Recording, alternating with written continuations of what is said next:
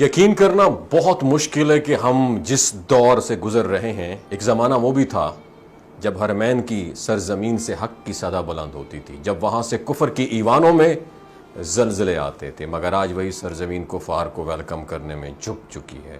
وہی تلواریں جو کبھی باطل کے خلاف اٹھتی تھیں آج ناچتی ہوئی نظر آتی ہیں۔ یہ تلواریں کسی عام انسان کے سامنے نہیں بلکہ اس دشمن اسلام ٹرمپ کے سامنے لہرا رہی تھی، جس کے ہاتھوں معصوم فلسطینیوں کے خون سے جس کے ہاتھ رنگے ہوئے ہیں، اسے عزت و احترام سے ویلکم کہا گیا، جیسے وہ کوئی محسن ہو، جیسے وہ امت کا ہمدرد ہو۔ اگر یہ ضمیر فروشی نہیں ہے تو ناظرین اور کیا ہے؟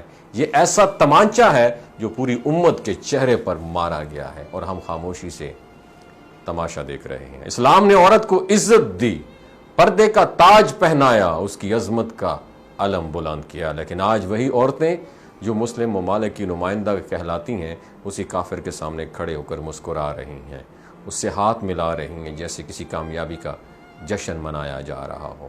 یہ وہ حکمران ہیں جنہوں نے دین کے نام پر حکومتیں حاصل کی، مگر کردار ایسے اپنا لیے جیسے کسی بازار کی طوائفہ بھی شرما جائے۔ وہ نظریہ، وہ غیرت، وہ حیا جو اسلام کی پہچان تھی آج صرف کتابوں اور تقریروں میں صرف باقی رہ گئی ہے۔ یہ پہلا موقع نہیں ہے جب مقدس سرزمین کی حرمت کو پامال کیا گیا، اور اس سے پہلے بھی وہاں فیشن شوز ہوئے، نائٹ پارٹیز سجائی گئیں، موسیقی کی محفلیں گرم ہوئیں۔ وہ جگہ جہاں کبھی قرآن کی تلاوت گونجتی تھی، جہاں نبی کریم صلی اللہ علیہ وسلم کا پیغام سنایا جاتا تھا، آج وہاں گانے بج رہے ہیں اور بے حیائی کو ترقی کا نام دیا جا رہا ہے۔ چادر جو پہلے عزت کی علامت تھی اب فیشن کا حصہ بن گئی ہے، اور وہی کی زمین کو واہیات کا مرکز بنا دیا گیا ہے۔ کیا یہی ترقی ہے؟ کیا یہی نئی دنیا ہے؟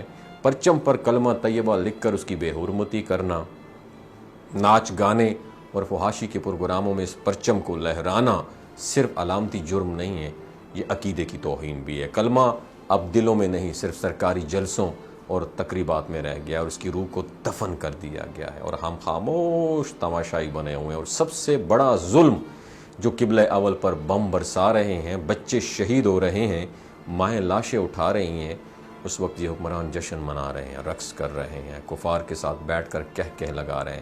یہ وہ لمحہ ہے جب پوری امت کا دل روتا ہے مگر ان کے چہروں پر کوئی شرمندگی نہیں۔